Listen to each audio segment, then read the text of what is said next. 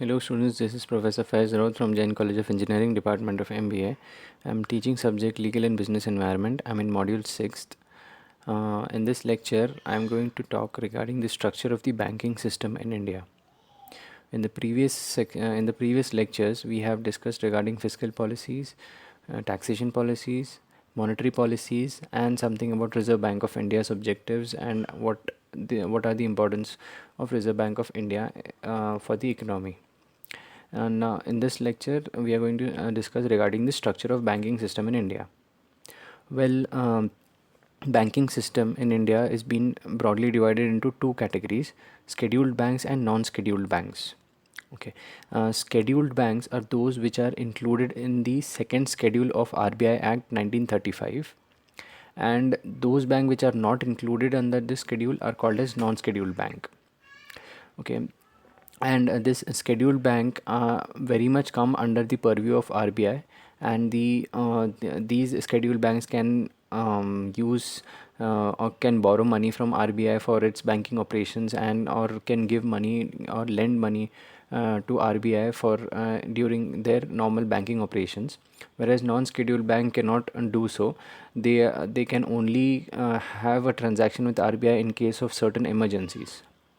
Okay, and this scheduled banks were very less when this act was formed in 1935. There were most of the banks were non-scheduled banks, but as and when the economy progressed, the banking system got very much strengthened.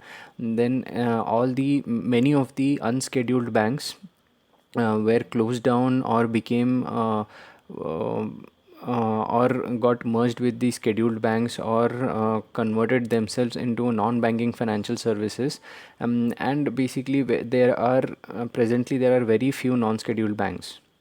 So to start a scheduled bank, uh, a bank must have a paid up capital and reserves of not less than 25 lakhs. It must also satisfy the RBI that its affairs are not conducted in a manner detrimental to the interest of its depositors. And scheduled banks are required to maintain a certain amount of results with the RBI. They enjoy the facility of financial accommodation and remittances facilities at concessional rates from RBI. So basically, all the banking transactions, the bank which can be done by the RBI, and many regulations which the RBI proposes for these scheduled banks immediately adopts those regulation and guidelines and follow the same. And non-scheduled banks were very high in number, but eventually they got reduced.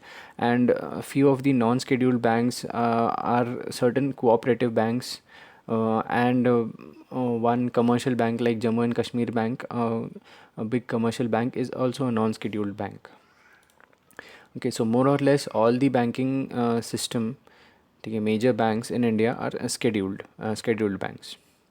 And under this scheduled banks, the all the state bank group, the State Bank of India, State Bank of Travancore, all those state bank groups come under this. All the nationalized bank come under this. Okay, the Syndicate Bank, the Andhra Bank, and many other national banks come under scheduled banks, and all the regional rural banks also come under scheduled banks. Even the what do you say? Foreign banks, foreign scheduled banks also come under this. So basically, there are very few non-scheduled banks, and their operations are also very negligible. So whenever we talk about banks, generally those are referred to as the scheduled banks. Okay, next is public sector banks. If we want to go into detail, public sector bank consists of the State Bank Group, the State Bank of India. So the State Bank Group will consist of, what do you say, the State Bank of Hyderabad, State Bank of Indore, Mysore, State Bank of Patiala, State Bank of Travancore, Saurashtra. So all these State Bank Group will come under one branch. So in long time back, this State Bank of all this State Bank of Hyderabad, State Bank of Indore were different banks, and later on the State Bank of India started collaborating these banks under one roof, and now presently under State Bank of India all these banks come. And when India got independence, there were very few nationalized bank. That means each of the bank were doing their own operations. There were no central control.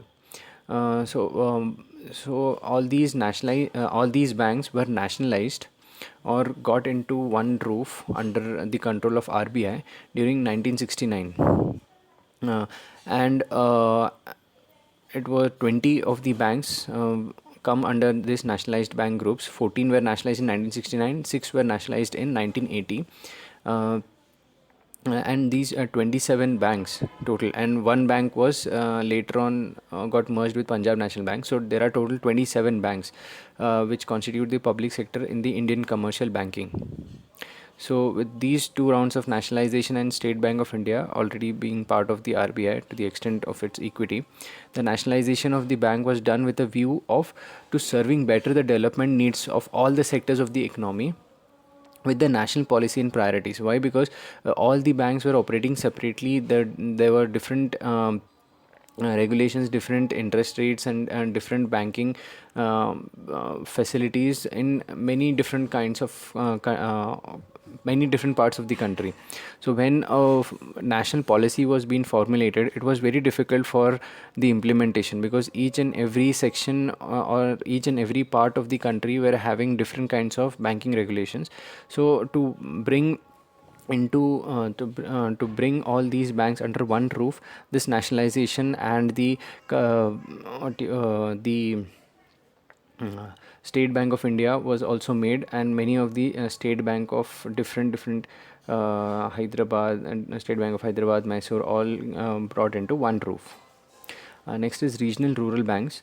Now there are regional rural banks are an institution very unique to our country, because they came into existence in 1976. Uh, the importance of these banks were many of the banks which were not able to go to rural areas, so that the rural people should also get the benefit. Because of that need, these regional rural banks came into existence. And these RRBs were established to operate exclusively in rural areas, to provide loans and credit facilities to small farmers, for agricultural laborers, for small entrepreneurs. And these banks are governed by the RRB Act, Regional Rural Bank Act of 1976. And these are very much important for the rural area of the country. And next is private sector commercial banks. Well, these private sector banks were not much in view before 1991. So after the privatization of the country in 1991, these private sector banks were also given the licenses, and they were started. And the Narsimha Committee on Financial Sector recommended the establishment of such banks in India. And the RBI therefore issued guidelines for setting up a new private sector banks in India in January 1993. And from that time, there were certain private sector banks which are well known were established, like IDBI Bank, ICICI Bank, Axis Bank. So these were the private sector commercial banks. Now, well, in 1991 there were major reforms. Again, I came to 1991. Yeah, so there were major reforms in the banking sector. So these reforms, what do you say, transformed banking sector into something which we see now. These reforms were by the recommendation of the Narsimha Committee. Uh, the major recommendation were to first is to establish a 4-tier hierarchy for banking sector. Okay, so this hierarchy was somewhere like this. First, in those hierarchy, first one was to 4 to 5 large commercial banks would be for of international character should be set up. One such bank will be State Bank of India. Second is 8 to 10 national banks having nationwide branches engaged in universal banking. Third is small banks where business could be confined to a specific region. And fourth is rural banks, whose operation could be confined to rural areas only. So four categories of banks were made, or four tier hierarchy was made for the banking sector. And next important thing was abolition of branch licensing system. So that license Raj was abolished in the 1991 privatization. Initially, the for every branch which the bank opens, they had to get license for that branch, and it was a quite tedious process. And the third one is entry of private banks. Okay, so restriction on the foreign banks was lifted, restriction on the private banks was lifted, and they were given a safe passage. D, or fourth one, is allowing nationalized bank to issue fresh capital to the public through capital market. Fifth is phased reduction of a statutory liquidity ratio. Now, SLR, which I have explained in the previous class, which I have told you, it is somewhere around 22 to 23% as of now. But during 1991, it was 38 percent, and it got reduced to 25% over a period of 5 years. And cash reserve ratio, which was 15%, was reduced to 3 to 5% over a period of next 5 years, so that the banks will have more cash for their banking operations if SLR and CRR rates are decreased. Okay, next point, F, is phasing out directed credit to priority sectors. Now, the banks which provide loans, they were directed to give loans to some of the priority sectors. Those priority sectors are those sectors which are important for the economic growth of the country, or the sectors which lift the uplift, which has a role in upliftment of poor from of the economy, upliftment of poor of the country. So they were these loans were directed to those priority sectors. G point is deregulation of interest rates. Okay, and bringing these interest rates and government borrowing in line with the market determined rates. Okay, so the interest rates were not fixed. Okay, RBI used to give certain guidelines for interest rates, and using those guidelines, the interest rates were differed. Okay, for each of the banks, they used to decide what interest rate they'll be offering, depending upon the rates which has been bank rate which has been proposed by the RBI. And it was deregulated. Whatever the bank wishes to keep the interest rate, they can keep within certain limits. H point is tightening of prudential norms and strengthening of banking supervision. And the last point is issue of prudential guidelines governing the financing of financial institutions. So many financial institutions were also brought under this purview, and there were certain guidelines for them as well. Okay, so this was about the banking sector reforms, which changed the banking sector of India after 1991. Okay, this was the major parts of the monetary policies of India. Next, I go to the foreign trade policies. This foreign trade policy is it's very, very important, because the trading which is happening, the foreign currency which is coming in India and which is going out of India, is depends on the trade policy of India. Initially, before 1991, this trade policy was very stringent. It was very difficult for anything to be imported or anything to be exported. So it was very stringent. After the liberalization and privatization in 1991, this foreign trade policy saw many changes. And if we see the integration of the domestic economy through twin channels of trade and capital, now we can easily trade the goods and services. We can easily trade money. The FIIs will come and the FDIs will come. We can go to foreign markets. We, as in the companies of India, can go to foreign markets and invest. And the GDP of India also started increasing after this inflow of money from the foreign countries. So, what are the objectives of foreign trade policy? The major objectives are to provide a stable and sustainable policy environment for foreign trade in merchandise and services, both in products and services. The stability in the environment should be very much friendly or very much helpful for the foreign companies to come and invest in India. And second is to link rules, procedures, and incentives for export and imports with other initiatives. So this export and import will also be made very easy so that the trade will there will be a smooth trade. Third is to promote the diversification of India's export by helping various sectors of Indian economy to gain global competitiveness with a view to promote exports. And the foreign currency which we'll receive, it will be mostly in the form of exports. Okay, because imports will our foreign reserves will decrease. So by helping exports, our foreign reserves will increase. So the government is planning, is always planning to help the exports and increase the exports of the country, so there is very less trade deficit, and in turn very less current account deficit also. So this promotion of export is also a objective of foreign trade policy. Fourth is to create an architecture for India's global trade engagement with a view to expanding its markets and better integrating with major regions, thereby increasing the demand for India's product and contribution to the government's flagship Make in India initiative. And finally, to provide a mechanism for regular appraisal in order to rationalize imports and reduce the trade imbalance. Okay, so that's why this is the reason why we are what do you say, promoting exports.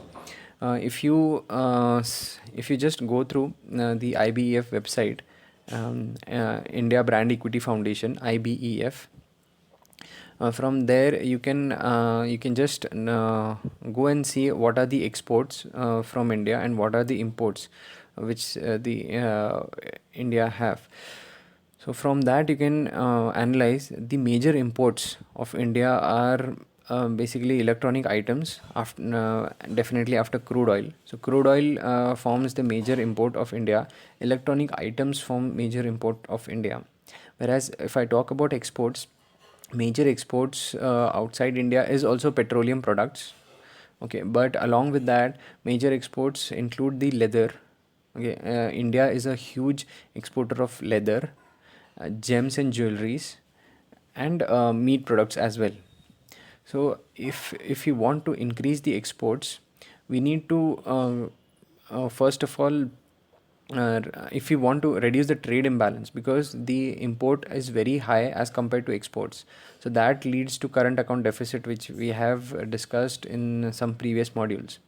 To reduce this current account deficit, we need to increase the exports or reduce the imports. We need to reduce the electronic good imports and focus on manufacturing of many of the electronic components within India, so that our imports are reduced. Or we should increase the exports which we are good into, leather or meat products or petroleum products. We should increase those exports as well. So okay, so this was the foreign trade policies, and these policies keep on changing. And there are some key highlights of foreign trade policies of 2015 to 2020. So in these 5 years, this is the plan of government. Okay, so foreign trade policy of 2015 provides a framework for increasing exports of goods and services, as well as generation of employment and increasing value addition in the country. Okay, so they are promoting exports. Second is to enable India to respond to challenges of the external environment, keeping in step with a rapidly evolving international trade architecture. Okay, so they need to help India's small scale industries also, and all the challenges of external environment, because in few modules back we have seen that the products which are being manufactured in India generally don't meet up the global standards. So for in improving exports, we need to help Indian companies to what do you say, to export their products and to make their products up to the global standard. And third is this trade policy introduces two new schemes: merchandise exports from India scheme, okay, MEIS, for export, and services export from India scheme SEIS for increasing exports of notified services. And as you are aware, these services in India, the service sector of India contributes to more than 50% of India's GDP. So services forms a major services export forms the major revenue generation for India. Fourth is duty credit scrips issued under these two schemes, and goods imported against these schemes are fully transferable. Okay, so they are helping in the transfer of reducing the duty for the transfer or the export of the goods. Fifth is for grant of rewards under MEIS, the countries have been categorized into three groups, whereas the rates of reward under MEIS range from 2% to 5%. Under SEIS, the selected services would be rewarded at the rates of 3% and 5%. Sixth is measures have been adopted to nudge procurement of capital goods from indigenous manufacturers under this EPCG scheme. Seventh is measures have been taken to give a boost to export of defense and high-tech items. Okay, so India is also the import of India also consists of defense and defense. What do you say? Defense products, the arms and ammunitions. India is very much rely on the imports, so they should also so the export of these products will also be have a boost, and also the export of high tech items. Next is eighth one is e-commerce exports of handloom products, books, periodicals, leather, footwear, toys, and customized fashion garments through courier or foreign post office would also be available to get benefit of MEIS for values up to 25,000. So basically India is helping for the exports. This trade policy is helping for the e-commerce exports of all these items under the scheme of MEIS. Okay, so and then next is ninth point is manufacturers who are also status holders will now be able to self-certify their manufactured goods in phases as originating from India, with a view to qualifying for preferential treatment under various forms of bilateral and regional trade agreements. So manufacturers also will also get a benefit, so that they'll boost up the exports. Tenth is the number of steps have been taken for encouraging manufacturing and exports, which include a fast track clearance facility for these units, permitting them to share infrastructure facilities, permitting inter unit transfer of goods and services. Okay, 11th is 108 medium and small scale enterprises MSME clusters have been identified for focused interventions to boost exports. And there is a scheme called as Niryat Bandhu scheme, which has been galvanized and repositioned to achieve the objective of Skill India. There is a what do you say? There is an initiative which is called as a Skill India, in which the Indian graduates will be skilled for which is being required by the corporates. So under this scheme, Niryat Bandhu scheme has also been repositioned to help them for the to the medium and small scale enterprises. And finally, 12th point, trade facilitation and enhancing the ease of doing business are other major focus areas in this new foreign trade policies. See, ease of doing business is very, very important, because whenever the foreign companies come into India, they will be facing what do you say?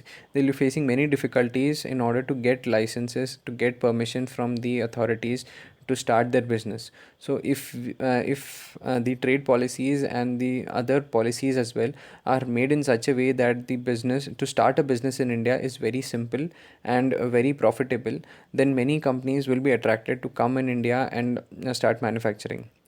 and if we help our Indian counterparts also, Indian companies also, to start the businesses and to compete with the foreign players in the market, then it will be a very competitive market, and it will be very useful for and very good for the economy as a whole, and for the employment generation as well. So the policy should be made in such a way that companies should come to India, and they should invest, and they should start the business very efficiently. And along with that, the policy should also be made in such a way that the people who are being employed in these companies should also get a good salary, or good facilities by these companies. So government has to take care of both the public as well, who are being employed in these companies, and for to the companies as well. Okay, so this we complete the module 6, and by this we complete the entire subject. Okay, thank you for listening, students. I have given some important questions at the end of module 6, so just go through them. Okay, thank you for listening.